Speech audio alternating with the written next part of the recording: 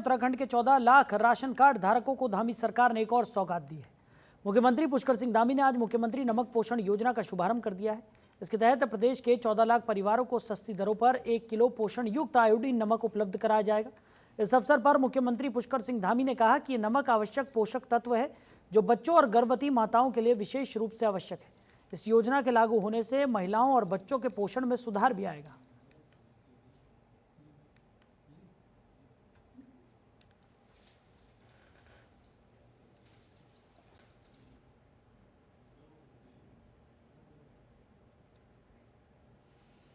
तो मुख्यमंत्री नमक पोषण योजना का शुभारंभ आज सीएम पुष्कर सिंह धामी ने किया।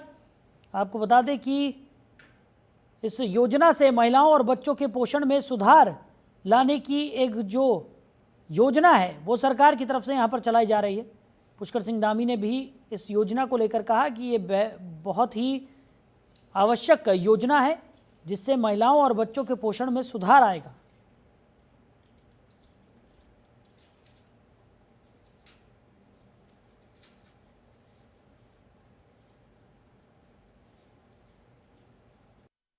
ये नमक एक आवश्यक सूक्ष्म पोषक तत्व है जो हमारे बच्चों के लिए और विशेषकर जो हमारी गर्भवती माताएं हैं उनके लिए विशेष रूप से आवश्यक है।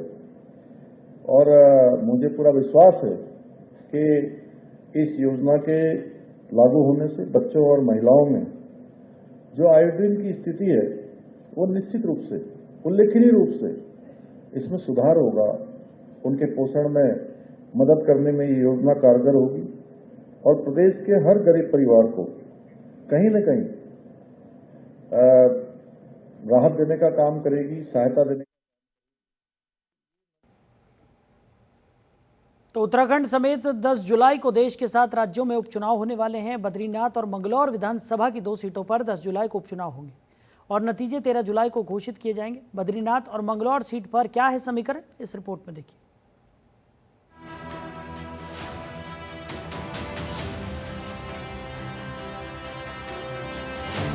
सात राज्यों में 10 जुलाई को होगा उपचुनाव। उत्तराखंड की 2 विधानसभा सीटों पर वोटिंग। बद्रीनाथ मंगलौर विधानसभा सीटों पर डाले जाएंगे वोट। 10 जुलाई को वोटिंग, 13 को आएगा रिजल्ट। उपचुनाव जीतने की बीजेपी कांग्रेस में होड़। 2024 लोकसभा चुनाव के बाद कई राज्यों में उपचुनाव होने वाले हैं। इसे लेकर चुनाव आयोग ने चुनाव के नतीजों के बाद घोषणा भी कर दी थी। आपको बता दें कि उत्तराखंड समेत देश के 7 राज्यों में 10 जुलाई को उपचुनाव होने वाला है। इस दिन सभी 7 राज्यों में सरकारी बैंक, स्कूल और कॉलेज बंद रहेंगे। 10 जुलाई को 7 राज्यों में उपचुनाव होगा। वहीं मतों की गिनती 13 जुलाई को होगी। कहां उपचुनाव? मध्य प्रदेश, बिहार, पश्चिम बंगाल, हिमाचल प्रदेश, उत्तराखंड, पंजाब, तमिलनाडु। उत्तराखंड में बद्रीनाथ और मंगलौर विधानसभा क्षेत्र में उपचुनाव होना है। दरअसल बद्रीनाथ विधानसभा सीट पर विधायक राजेंद्र सिंह भंडारी के इस्तीफे के बाद उपचुनाव हो रहा है। राजेंद्र सिंह भंडारी के इस्तीफे के बाद ये सीट खाली हो गई थी। कांग्रेस विधायक राजेंद्र सिंह भंडारी पिछले दिनों कांग्रेस छोड़कर भारतीय जनता पार्टी में शामिल हो गए थे। उन्होंने विधायक पद से भी इस्तीफा दे दिया था। वहीं मंगलौर विधानसभा सीट के विधायक सरवत करीम अंसारी के निधन के बाद उपचुनाव हो रहा है। सरवत करीम अंसारी उत्तराखंड विधानसभा चुनाव 2022 में बसपा के टिकट पर जीत दर्ज करने में कामयाब हुए थे। पिछले साल 30 अक्टूबर को उनका निधन हो गया था। बद्रीनाथ मंगलौर उपचुनाव में कुल 10 उम्मीदवार। बद्रीनाथ सीट पर मुकाबला मुख्य रूप से बीजेपी और कांग्रेस के बीच है। बीजेपी के राजेंद्र भंडारी हाल ही में कांग्रेस का दामन छोड़कर भारतीय जनता पार्टी में शामिल हुए हैं और उनका मुकाबला कांग्रेस के लखपत सिंह बुटोला से है। बुटोला कानून में स्नातकोत्तर है और चमोली जिला पंचायत के पूर्व अध्यक्ष हैं। मंगलौर विधानसभा हरिद्वार लोकसभा सीट के तहत आती है। बीजेपी ने यहां हरियाणा के बाहरी नेता करतार सिंह भड़ाना को खड़ा कर दिया है। वहीं कांग्रेस ने पूर्व विधायक काजी निजामुद्दीन भी मैदान में। बद्रीनाथ और मंगलौर विधानसभा सीट पर जीत के लिए बीजेपी और कांग्रेस ने ताकत झोंक दी। दोनों सीटों पर 10 जुलाई को मतदान होगा। बद्रीनाथ सीट पर बीजेपी और कांग्रेस में सीधी टक्कर है, जबकि मंगलौर में बसपा और कांग्रेस बीजेपी के सामने पहाड़ बनकर खड़ी है। बद्रीनाथ सीट का समीकरण: मतदाता 1,02,145, सर्विस मतदाता 2,566, महिला मतदाता 49,658, पुरुष मतदाता 52,485, ठाकुर 60% से 63%, ब्राह्मण 33% से 34%, अल्पसंख्यक 2% से 3%। चमोली जिले में स्थित बद्रीनाथ विधानसभा क्षेत्र एक सामान्य सीट है। इसमें 210 मतदान केंद्र होंगे, जिसमें 1,02,145 मतदाता और 2,556 सर्विस मतदाता हैं। बद्रीनाथ में 60% से 63% मतदाता ठाकुर हैं, जबकि ब्राह्मण 33 से 34% हैं और अल्पसंख्यक 2 से 3% हैं। जोशीमठ भू धसाव और बद्रीनाथ मास्टर प्लान के काम के साथ साथ पीने के पानी की कमी, स्वास्थ्य सेवा कुछ ऐसे मुद्दे हैं जिन पर इस बार वोटिंग होगी। वहीं पिछले विधानसभा चुनाव में 65 से 66% मतदान हुआ था, जबकि 2024 के लोकसभा चुनाव में 53% से 54% मतदान हुआ था। गढ़वाल सीट के लिए 2024 के लोकसभा चुनाव में बीजेपी के अनिल बलूनी को बद्रीनाथ से कांग्रेस के गणेश गोदियाल से 8,254 ज्यादा वोट मिले। मंगलौर सीट का समीकरण: मतदाता 1,20,000, मुस्लिम 52,000, दलित 18,000, जाट 14,000। उत्तराखंड में मंगलौर विधानसभा क्षेत्र राज्य के 70 निर्वाचन क्षेत्रों में से एक है। हरिद्वार जिले में स्थित ये लगभग 1,20,000 मतदाताओं वाली एक सामान्य श्रेणी की सीट है।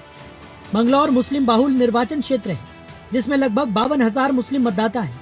साथ ही 18,000 दलित, 14,000 जाट और 8,000 गुज्जर भी हैं। हाल के चुनाव में जातिगत डायनेमिक्स ने शिक्षा, स्वास्थ्य सेवा, स्वच्छता, सड़क, किसान, बिजली और आवासीय प्रमाण पत्र बड़े मुद्दे रहे हैं। 2024 के लोकसभा चुनाव में कांग्रेस उम्मीदवार वीरेंद्र सिंह रावत को मंगलौर से 44,100 वोट मिले, जबकि बीजेपी उम्मीदवार त्रिवेंद्र सिंह रावत को लगभग 21,000 वोट मिले। 132 मतदान केंद्रों वाले मंगलौर में 1,19,930 मतदाता हैं और 255 सर्विस वोटर हैं, जो 10 जुलाई को मतदान करेंगे। ब्यूरो रिपोर्ट, जनतंत्र टीवी।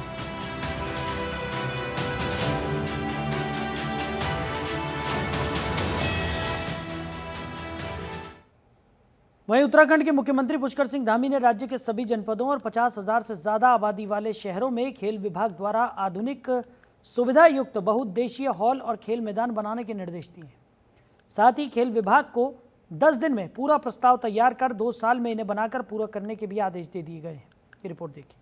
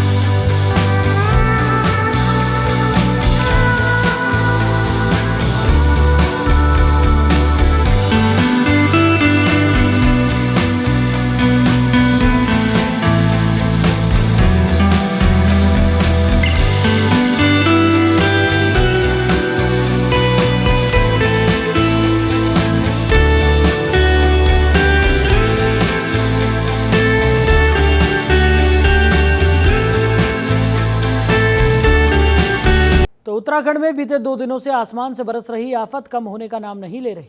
बारिश के कारण पहाड़ी जिलों में जनजीवन अस्त व्यस्त हो गया है। पहाड़ों में बारिश के कारण कई जगह तो आपदा जैसे हालात बन गए हैं। बीते कई दिनों से प्रदेश में हो रही भारी बारिश के बाद भूस्खलन के साथ साथ नदी नाले उफान पर है। मौसम विभाग ने एक बार फिर से 6 और 7 जुलाई को प्रदेश में भारी बारिश का रेड अलर्ट जारी कर दिया है। इसको देखते हुए गढ़वाल और कुमाऊं मंडल के कई जिलों में स्कूलों की छुट्टी के आदेश जारी कर दिए गए हैं। मौसम विभाग की चेतावनी को देखते हुए पुलिस प्रशासन और आपदा विभाग भी अलर्ट मोड पर है।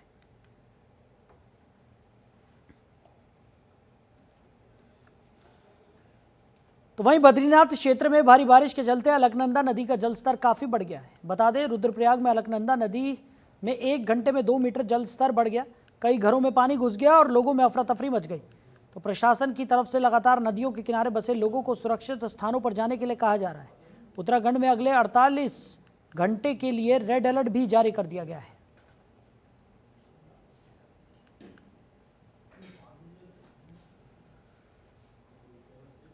तो अगली खबर अल्मोड़ा से है, जहां बरसाती सीजन और भारी बारिश को देखते हुए एसएसपी देवेंद्र पिंचा ने सभी पुलिस अधिकारियों को अलर्ट रहने के निर्देश दिए हैं।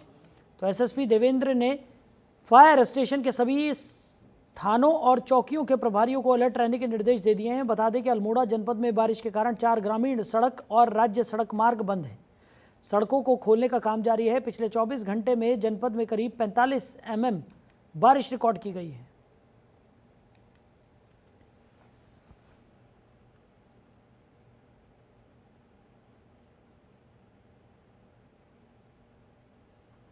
ये हमारे जो डिस्ट्रिक्ट एरिया में आ रखा है, जिसको लेके मेरे द्वारा ये जो संबंधित जितने थाने हैं, फायर स्टेशन है, इवन जो एसडीआर को उनको अलर्ट रखा गया है और किसी भी परिस्थिति में तैयार रहने के लिए तथा साथ साथ में जितने उपकरण हैं उनको ठीक अवस्था में रखने के लिए पूर्ण रूप से सबको निर्देशित भी कर दिया गया है। अलर्ट भी हमारे जो डिस्ट्रिक्ट एरिया में आ रखा है। वहीं उत्तराखंड में मानसून की दस्तक के साथ ही लगातार बारिश का सिलसिला जारी है। कई जिलों में तेज बारिश देखने को मिली। खास बात यह है कि पर्वतीय जनपदों में तेज बारिश के चलते भूस्खलन का खतरा भी मंडरा रहा है, जिससे आम जनजीवन अस्त व्यस्त दिखाई दिया। वहीं उत्तराखंड में अगले 48 घंटे रेड अलर्ट घोषित है। इसी पर देखिए खास रिपोर्ट।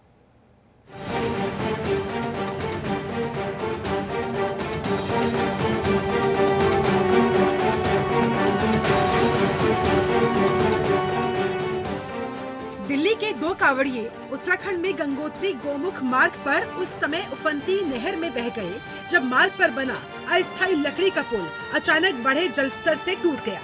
दिल्ली के रहने वाले सूरज और मोनू चिरबासा नहर पार करते समय पुल टूट जाने से पानी की तेज धार में बह गए। वन विभाग के अधिकारियों ने बताया, जिस स्थान पर ये घटना घटी वो गंगोत्री से करीब 9 किलोमीटर दूर है।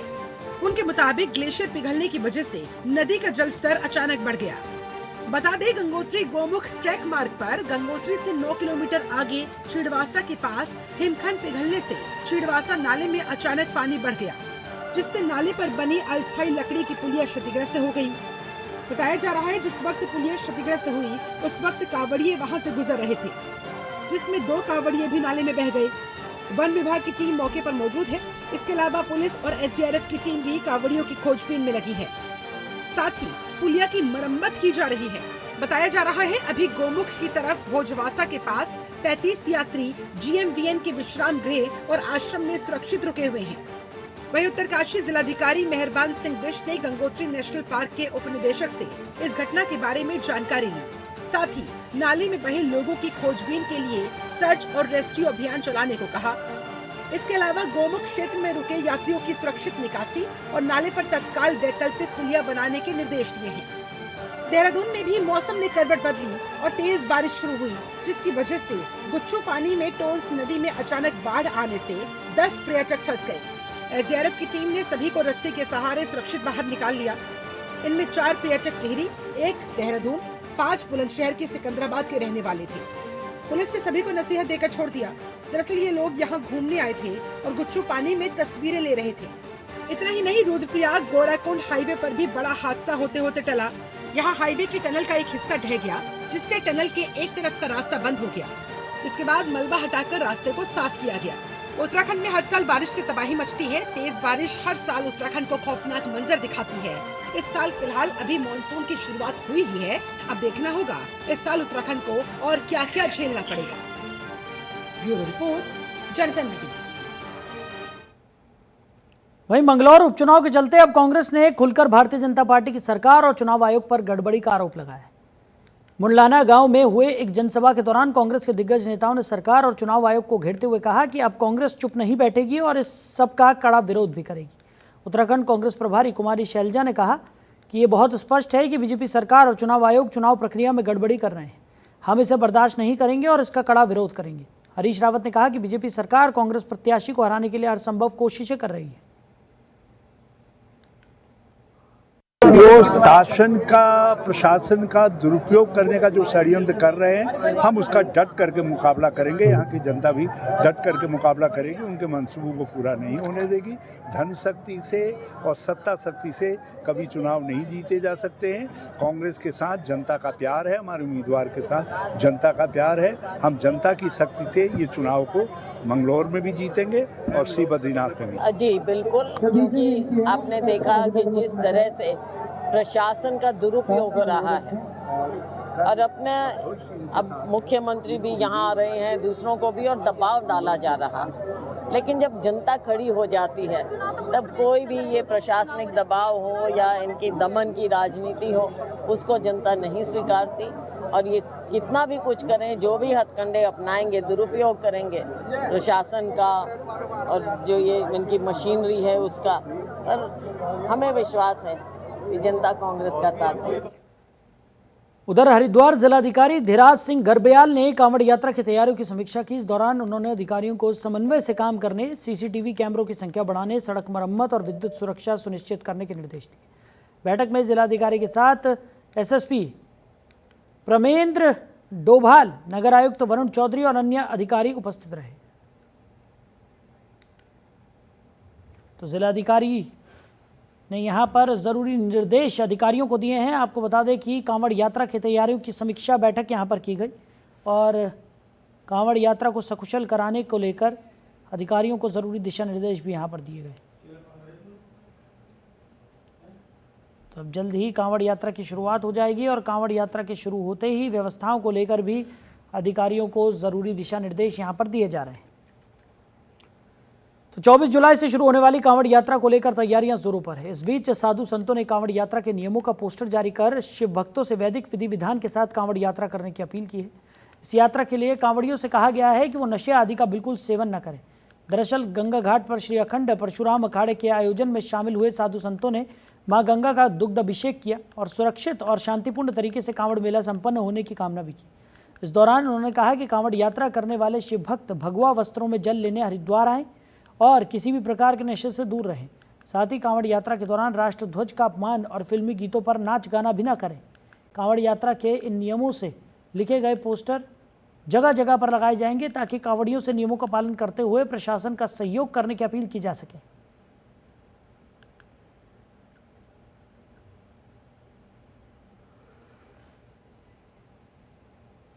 आज ये जो कांवड़ का जो शुरू हो रहा है मेला कांवड़ का तो जो कांवड़ मेले में जो हमारे सनातन धर्म की जो हमारी मर्यादा हैं, मान्यताएं हैं कि हमको कैसे जल ले जाना चाहिए और हमको कैसे चढ़ाना चाहिए और उस रूट पे जब जाते समय हमको क्या करना चाहिए, तो ये सब जो हमारे जो सनातन धर्म की जो हमारे अधीर जी ने उन्होंने जो ये गाइडलाइन बनाई है वे बहुत ही सराहनीय है। और ये हर जो हमारे शिव भक्त हैं जो कांवड़ लेके जाते हैं उनको इस गाइडलाइन का पालन करना चाहिए। इसी से हमारे समाज का, हमारे देश का कल्याण है और हम खूब हिल मिल के खूब अपने एकदम ऐसी मानसिकता बनाएं कि शिवमय हमारी मानसिकता रहे। उसी मानसिकता से ही हम भगवान का जल ले जाएं और अपने जहाँ जहाँ जिसकी मानता है वहाँ चढ़ाएं। आज ये तो हरिद्वार में नीति आयोग भारत सरकार द्वारा शुरू किए गए संपूर्णता अभियान का शुभारंभ किया गया। कार्यक्रम की शुरुआत भारत सरकार के नीति आयोग की सलाहकार श्रीमती सोनिया पंत और मुख्य विकास अधिकारी प्रतीक जैन ने गुब्बारे उड़ाकर की।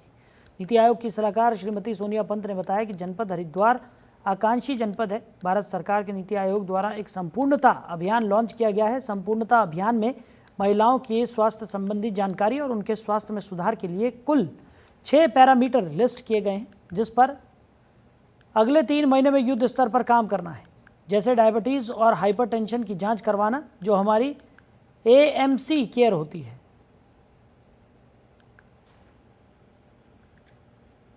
आप सब जानते हैं कि हमारा जिला हरिद्वार एक आकांक्षी जनपद है नीति आयोग की लिस्ट में, और जो ब्लॉक भादराबाद है हरिद्वार जिले में, वो अब आकांक्षी ब्लॉक के रूप में भी यहाँ पे बहुत सारी सुविधाएं प्राप्त हो रही है नीति आयोग द्वारा।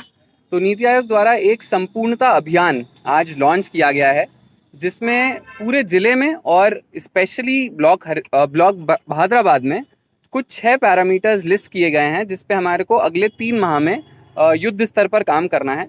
ये 3 पैरामीटर्स हैं, जैसे डायबिटीज़ और हाइपरटेंशन की जांच करवाना, जो हमारी ANC केयर होती है प्रेग्नेंट वुमेन की, वो इंश्योर करवाना, न्यूट्रिशन जो होता है प्रेग्नेंट वुमेन का, बच्चों का, वो इंश्योर करवाना। तो इन 6 पैरामीटर्स पे हम लोग काम करेंगे, और आज अनेक तरह के प्रोग्राम हैं जो ब्लॉक स्तर पर हमने ऑर्गेनाइज किए हैं। जिला लेवल के भी सारे अधिकारी यहाँ पे उपस्थित हैं, ब्लॉक स्तरीय अधिकारीगण उपस्थित। तो अगली खबर काशीपुर से है, जहां फॉरेंसिक विधि विज्ञान की सहायता से दिहाड़ी मजदूर की हत्या करने के आरोपी को पुलिस ने 2 साल बाद गिरफ्तार कर घटना का खुलासा किया है।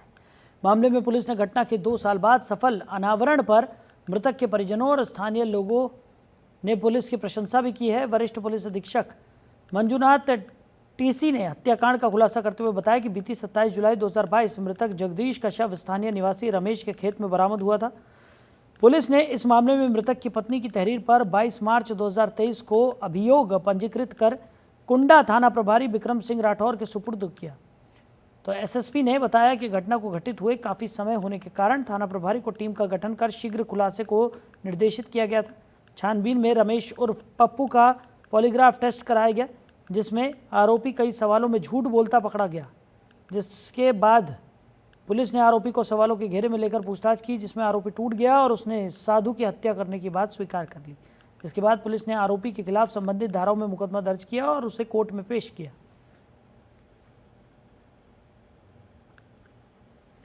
साथियों, माननीय मुख्यमंत्री महोदय का निर्देश रहता है कि सभी अपराध वर्कआउट होना चाहिए, अपराध मुक्त उत्तराखंड बनाना चाहिए। इसी क्रम में माननीय DGP महोदय और माननीय DJ महोदय द्वारा निर्देश रहता है कि all crimes, heinous crimes should be worked out. तो आज बड़ा एक खुशी का दिन है कि एक पुलिसिंग में सेटिस्फेक्शन वाला दिन है कि 2 साल से पेंडिंग चल रहा था, 2 साल से ब्लाइंड था एक केस, जो हत्या का मुकदमा रजिस्टर हुआ था काशीपुर थाने में। तो जिसमें प्रतापपुर चौकी क्षेत्र के निकट जो है एक पुलिया के निकट एक बॉडी मिली थी, जिसमें मृतक हमारा जगदीश उर्फ साधु है। उसका मात्र पुलिया के पास जो बॉडी मिली थी और सर पे चोट था। संभवतः ऐसा दिख रहा था क्योंकि वो शराब का बहुत ज़्यादा नशे का आदी था और कोई चश्मदीद गवाह नहीं था। किसी ने जाते हुए, किसी ने लड़ाई करते हुए कुछ भी नहीं देखा था। एवरीवन सब ने मान लिया था कि ये पुलिया से नशे की हालत में गिर के मौत हुआ, परंतु परिवार वालों ने संदेह के आधार पर 302 लिखवा दिया था। 2 साल ब्लाइंड चलने के बाद आज हमारे IO, जो इस केस का अभी IO है विक्रम राठौड़, और हमारा उसका सहयोगी है हमारा होशियार सिंह, इन दोनों की कड़ी मेहनत और एक प्रोफेशनल